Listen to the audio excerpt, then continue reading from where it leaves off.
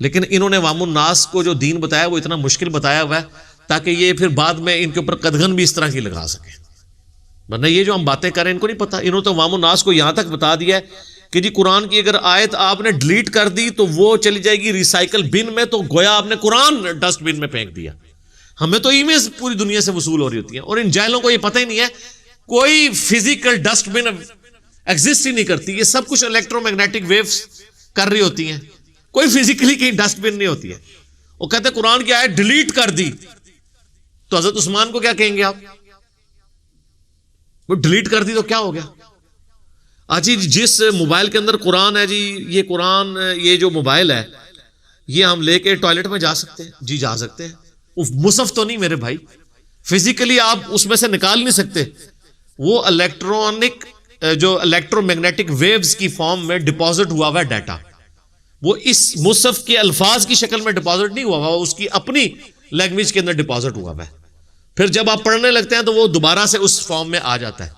ورنہ عام حالت میں جو سٹور ہے وہ تو قرآن کے الفاظ سٹور ہی نہیں ہے اس حالت میں, تو آپ لے کے چلے جائیں. ورنہ پھکی یہ ہے کہ پھر حافظ قرآن کو بھی آپ ٹوائلٹ میں نہ جانے دیا کریں, اس کے تو سینے میں قرآن موجود ہے, تو کیا کہیں گے کہ بھی فزیکلی قرآن نہیں ہے, اس نے یاد کیا ہوا ہے, کریم کیا ہوا ہے. تو اس طرح کی چیزیں چھوٹی چھوٹی. بلکہ ہمیں تو یہ بھی سوال آیا جی کیا موبائل پہ قرآن پڑھ سکتے ہیں؟ آپ یہ دیکھیں, اس میں شاید کسی کے دماغ میں یہ انگریزوں کا بنایا ہوا ہے. اچھا جی کسی کا ہوگا نہیں جی یہ والا جب مصحف ہاتھ میں ہوگا تو ثواب ہوگا, اور اگر آپ نے موبائل پہ پڑھا تو ثواب نہیں ہوگا. ایک تو ہمارے پاس سوال آیا تھا کہ امام مسجد کہتے ہیں کہ موبائل پہ جب قرآن پڑھیں گے نا تو ثواب نہیں ہوگا.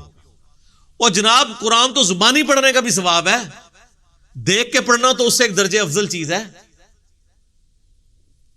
تو جب زبانی کا ثواب ہے, جامعہ ترمذی میں حدیث ہے کہ قرآن کے ہر حرف پہ 10 نیکیاں ہیں. میں نہیں کہتا کہ الف لام میم یہ ایک حرف ہے, بلکہ الف ایک حرف, لام ایک حرف اور میم ایک حرف ہے, یہ 30 نیکیاں ہیں.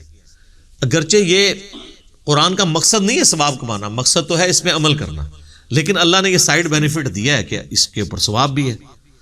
تو قرآن حکیم کی تعظیم اگر واقعی کسی نے کرنی ہے نا, تو یہ قرآن کی جو بے حرمتی سب سے زیادہ لوگ کر رہے ہیں وہ ہمارے ہیں. اور آپ اندازہ کریں پچھلے دنوں جب وہ ناروے یا ڈنمارک میں مصحف کو آگ لگائی گئی تو کتنا ہنگامہ یہاں پہ کھڑا ہوا. تو اس پہ میری ویڈیو آئی تھی کہ سب سے بڑے مجرم تو یہاں بیٹھے ہوئے ہیں جو مسلمان ہو کے کہتے ہیں قرآن ڈائریکٹ نہیں پڑھنا تم گمراہ ہو جاؤ گے. یہ قرآن کو آگ لگانے سے بھی آگے کی چیز ہے, کیونکہ قرآن کو اگر آگ لگائی کسی نے تو نیا مصحف لے آئیں گے آپ جا کے مارکیٹ سے, لیکن اگر آپ کو یہ پٹی پڑھا دی کہ قرآن خود پڑھا تو آپ گمراہ ہو جائیں گے, تو آپ کے سامنے مصحف بھی پڑھا ہوگا, آپ اس سے استفادہ نہیں کریں گے. یہ جو مسلمان نما یہودی آپ کے ممبروں پہ کھڑے ہو کے آپ کے ساتھ یہ کر رہے ہیں, یہ آپ کو برا نہیں لگتا؟ اگر کوئی یہودی عیسائی کہے نا قرآن ڈائریکٹ نہیں پڑھنا گمراہ ہو جاؤ گے, آپ کہیں گے اللہ کا دشمن ہے. اور اگر مفتی صاحب فرما دیں تو ان کو کہ مفتی صاحب آپ ڈائریکٹ نہیں ہمیں پڑھا دیں, خود پڑھا دیں. اور ڈائریکٹ کوئی پڑھ بھی نہیں رہا ہوتا, ہم تو ہم سب ریلوی صاحب کا ترجمہ پڑھ کے ان سے ڈائریکٹ پڑھ رہے ہوتے ہیں.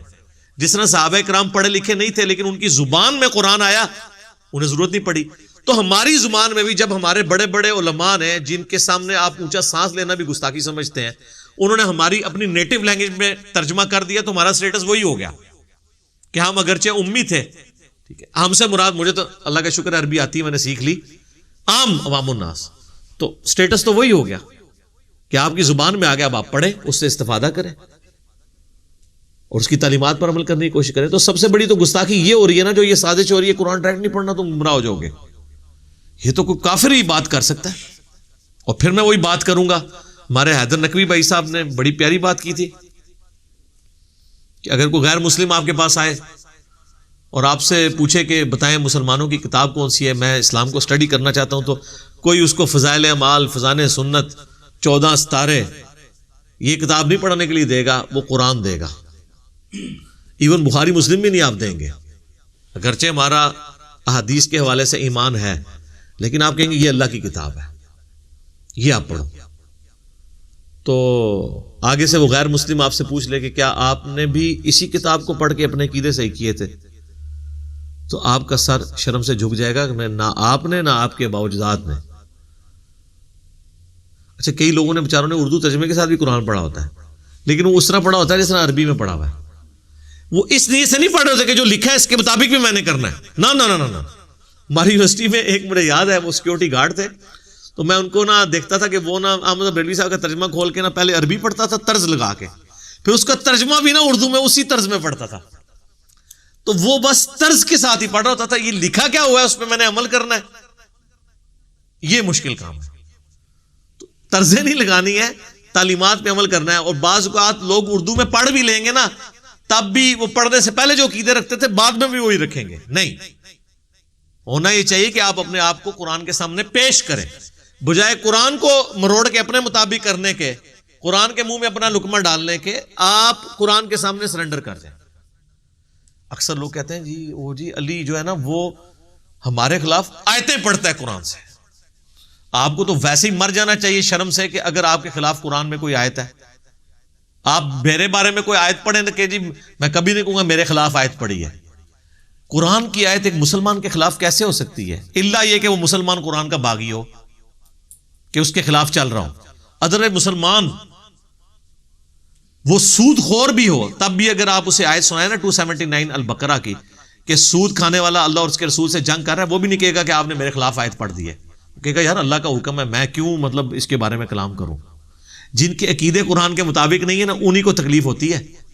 وہ کہتے ہیں ہمارے خلاف آیتیں پڑھتا ہے. تو سر آپ اپنے آپ کو قرآن کے مطابق کر لینا تاکہ کوئی آیت آپ کے خلاف ہو ہی نہ. یہ آیت خلاف آتی ہے آپ کے اس لیے ہے کہ آپ کے عقیدے نہیں ہے، تو سر اپنے آپ کو قرآن کے مطابق کر لیں.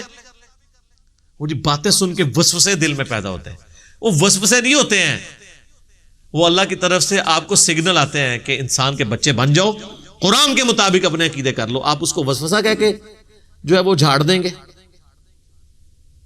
تو آپ کو پھر اپنی آخرت کی فکر کرنی چاہیے. اسی طرح ویڈیو دیکھنے کے لیے سبسکرائب ضرور کیجیے. ملتے ہیں نیکسٹ ویڈیو میں انشاءاللہ. السلام علیکم ورحمۃ اللہ وبرکاتہ.